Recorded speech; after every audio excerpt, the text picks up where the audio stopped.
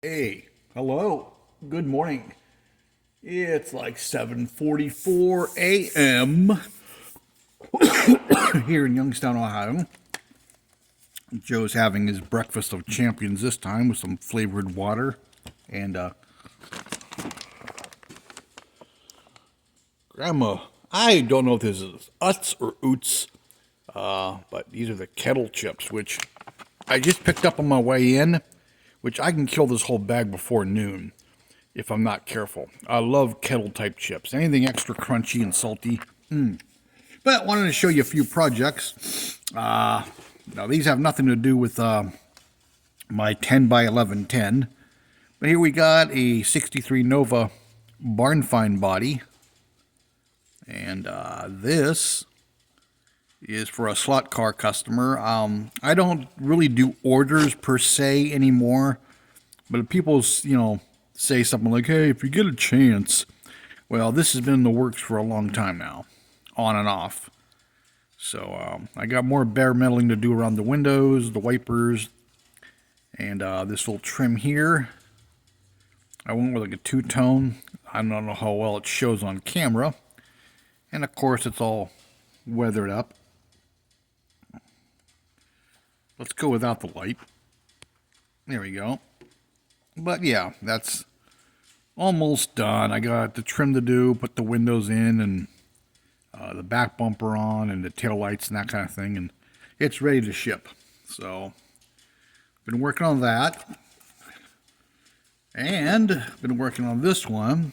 Let's get in a little closer here. This is the Oldsmobile Pro Stock. It's going to get a weathered finish. It's going to look like a... I'm going to put the super clean decals. I got a new sheet of them. Hopefully they're good. They don't have to be perfect because it's going to be a weathered car anyhow. But yeah, I got that, the spoiler. But like this area right in here gets painted black. And I could use a Sharpie on the window trim and the back side of the glass. But I'm out of... I thought I had more semi-gloss. And I don't. I could have sworn I didn't use it, but I went through all my paints this morning, and I'm like, because I was going to bring one, hit it.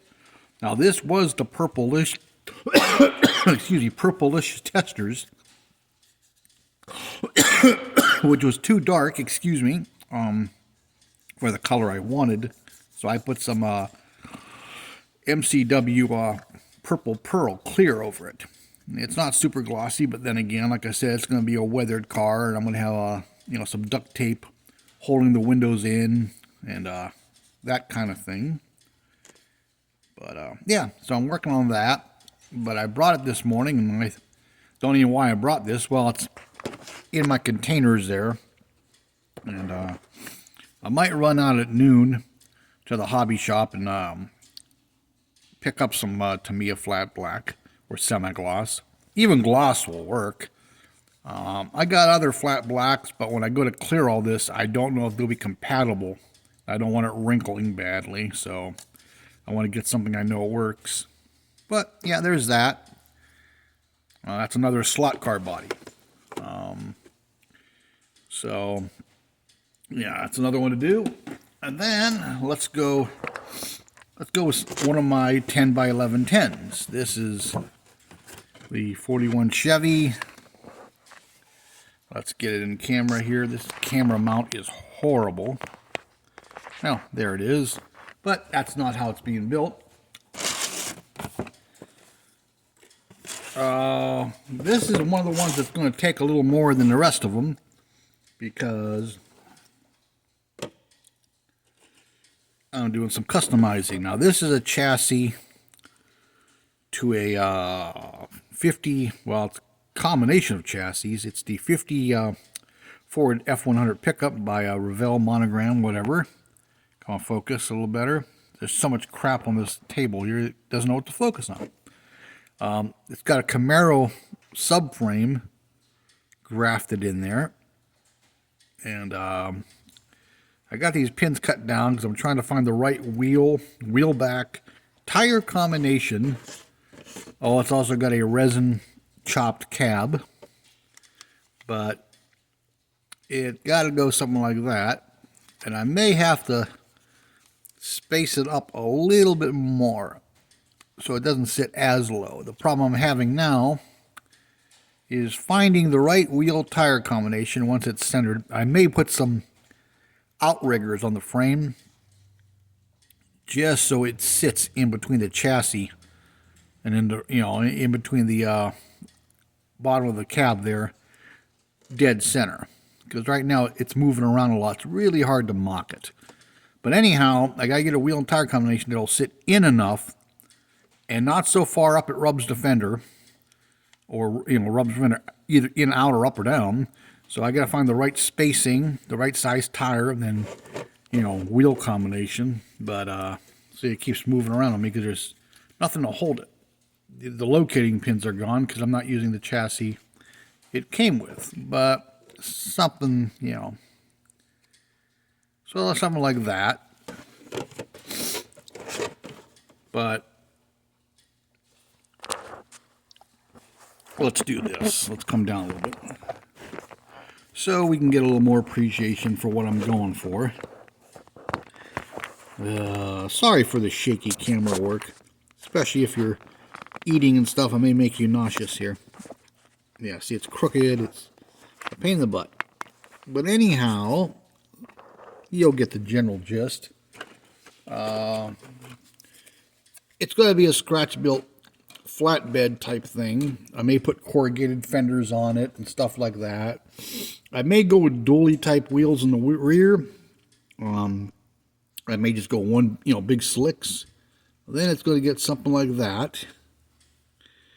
I want to just make sure it's not going to be an actual tow truck because, it's just going to be a rat rod tow truck. That's the boom from the 34 Ford that had that big giant crank. I took that mechanism off at the brackets because, come on, like you'd really lift the vehicle by cranking it. Yeah, with no gear reduction.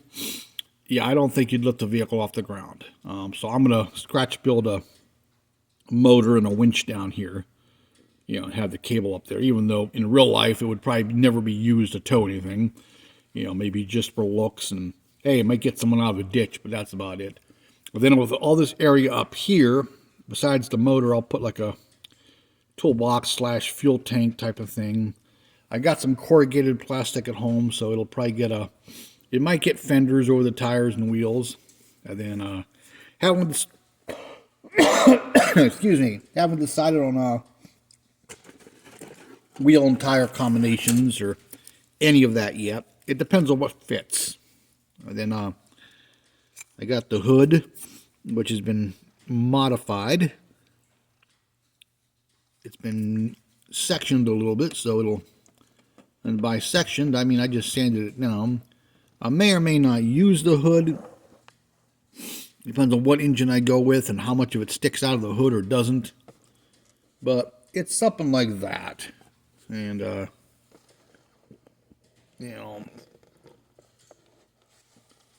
front wheel, something like that. But somewhere in that general gist of things. And let's tell you what, let's do this. This mount sucks. It really does. But, yeah, that's what we're going to go with. Something like that. And of course, this will get weathered and painted back here too, and it'll probably be the truck of many colors. But that's kind of what that's going to be. So this is one of the 10 by 11 10s. Well, the 8 left, as I got 2 done. That's going to take a little more time than the rest. But depending on how busy we get today, right now there's not much on the schedule. There's one first thing this morning, and that's about it. That could change drastically and quickly, though. So I may mess with this a little bit later, and those lights will get stripped of their chrome. Come on. Why does this do this? There we go. And, this tread plate floor, I may modify that yet and add some other details. It's still in the preliminary stages, But this has been in the preliminary stages for a long time now. So then I got to figure out what I'm going to do with the interior and all that good stuff, and then get the body off here. Oh. I may or may not have to modify a transmission hump in here, because as you can see, the factory one's flat because it's sat up on the frame and everything was below it. Well, being that I'm going to be putting this, lower deal on it, the transmission may hit that. So I'm probably going to have to fab up a transmission hump. It isn't always easy to do one-handed. I know, that's what she said. But yeah, it's going to get more primer and black paint, because I removed the inner fenders, and I used this plastic as spacers, because even though I wanted it low, even with a smaller height tire, the top of the tire was hitting the fender. So I had to raise it a little bit, and I still may raise it a little bit more depending on what wheel and tire combo I go with. Like I said, it still hasn't been decided. I got to keep mocking up, but I got to find some wheels and tires that'll at least sort of fit those nubs. And then I have the ones for the rear, the hubs that fit. I want to at least get it on all fours, and this way I can mock it up better. Once I find a wheel tire combination that'll work, I go ahead and glue those on, and then it'll be a lot easier to mock up the rest of this, because I'll know where everything's sitting. Right now it's all, as you can see, just cobbled together, but it's going to be like a real rat rod in the fact that it's cobbled together, much like the real things are. So, yep, so that's one of the more complicated ones of the 10 by 1110, or I should say 8 by 1110 now. Some of the other ones are, a little more basic out of the box builders, but this one here is going to take a little more. So I figured I'd jump on it for a while and try to make some advances on it. And that's about it. And anyhow, yeah, this is the shop today. Still not much change. The Land Cruiser is still here. All we got's a quickie tonneau cover this morning, and then Tom yesterday finally got these bumper brackets on the back here, and that bumper there is going to go on, and he's going to be doing a little more back here, some kind of partial tailgate / curtain thing here. Then we got to do tail lights, and that's where I come in, wiring them. I got to figure out the wiring, because there's just wires tucked up under here that I think these have separate brake and turn signals. They got the amber turn signals and the red tail light brake light. So Tom's supposed to order some LED lights. I'm going to have to remind him that more than likely it has the separate turn signal, so we're probably going to have to wire it as such and get the kind of lights that are going to work with that. Whether we go surface mount or we go recessed, I don't know, because the tire carrier, that's also getting a tire carrier on the bumper, and the spare tire is going to be back there, so you got to watch it doesn't block the lights. So I got that to do. Then it's got these old Blazer brand driving fog lights that we adapted LED bulbs into. We were going to paint these black because they were really crusty and rusty when it came in. And so I took them and I put them on the wire brush on the bench grinder and figured I'll scuff up some of the rust and, try to get most of it off there, and then I'll prime them and paint them. Well, I started scuffing the rust off and it started coming off. I'm like, really? Well, let me try something. So I grabbed the polishing wheel and a little buffer we have, and I actually cleaned them up pretty good. There's a couple spots you really can't see too well because they're way down at the bottom where it rusted a little bit more, but the customer loves it that they're kind of vintage looking now, so we're going to run with that. So yeah, I got to wire those up once Tom's done with all this, and I got to start figuring out that and what switches or stuff to use and what works. I don't even know if the factory tail light circuits work and all that because they weren't on it when it came in. So, but no, that's about it. That's it. I got some models to mess with, and we got a tonneau cover today, and a lot of garbage to go out, but it's too damn cold to open this door any more than needed. So once it warms up, we got a few days to do that. But this is what it looks like in Ohio right now.